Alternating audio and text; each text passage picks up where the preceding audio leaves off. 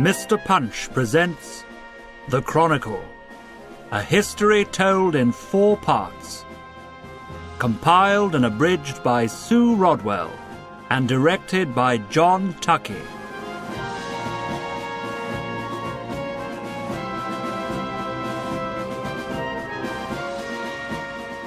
Book 4, October to December.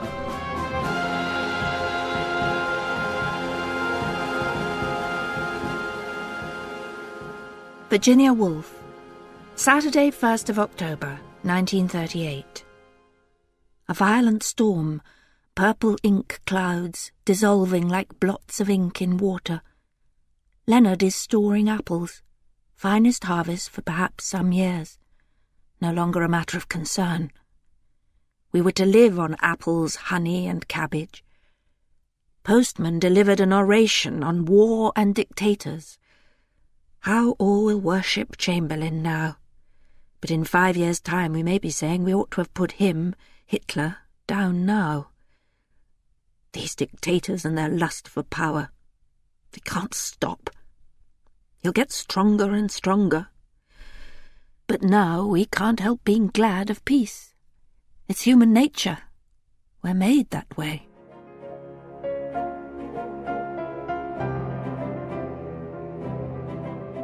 October the 2nd, 1805.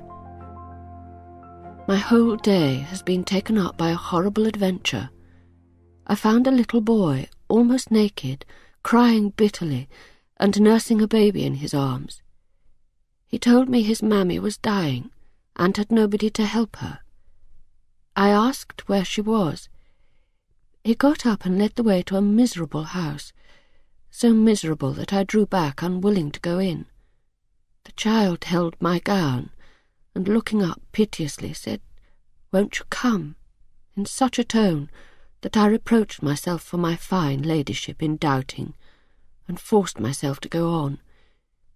Indeed, I could not have imagined a human being reduced to so much wretchedness.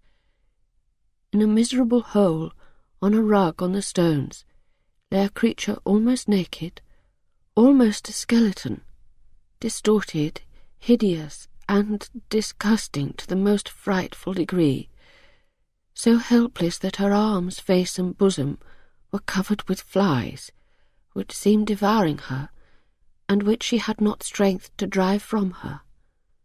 She was groaning terribly, and to all appearances in the last agonies of death. I was so overcome, so shocked, that my head swam. I tottered against the door, and for fear of fainting was moving out of the room, when in a hollow voice, and rolling her great eyes towards me, she said, "Have mercy upon me." I cannot tell you how I felt. My heart sunk so within me. I went up to her, and tried with my handkerchief to drive the flies away. She said several things I could not hear, but at last I heard she told me, "I am a great sinner. Pray for my poor soul." I knelt down almost mechanically and prayed fervently, scarcely knowing what I did, for her and for myself, for I thought it presumption for me to pray for anyone. She thanked me and said I was the only person that had pitied her. As soon as I got out, after charging the woman of the house to take care of her, I went to the apothecary's, but this house is next to a public house, and the noise of singing and drunkenness almost mixes with the groans of this poor dying creature. The man whom I made go with me came out almost as shocked as I was, but told me a dreadful story. He knew the woman. He saw her 5 years ago, young, very pretty, and a decent kind of woman. She married a soldier who got drunk, beat and abandoned her, since when she gave herself up to every kind of vice. In short, her disorder is the consequence of her way of life.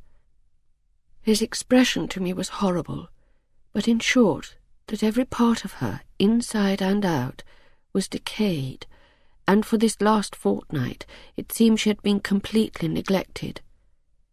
Will you forgive me for this long story? J'en ai l'esprit frappé, and can think of nothing else. Henrietta, Countess Bessborough. Virginia Woolf, 2nd of October, 1935. Yesterday we went to the Labour Party meeting at Brighton. It was very dramatic. Bevan's attack on Lansbury. Tears came to my eyes as Lansbury spoke, and yet he was posing, I felt, acting, unconsciously, the battered Christian man. Then Bevan too acted, I suppose. He sank his head in his vast shoulders till he looked like a tortoise. The women delegates were very thin and insubstantial. On Monday one said, "It is time we gave up washing up." A thin, frail protest, but genuine.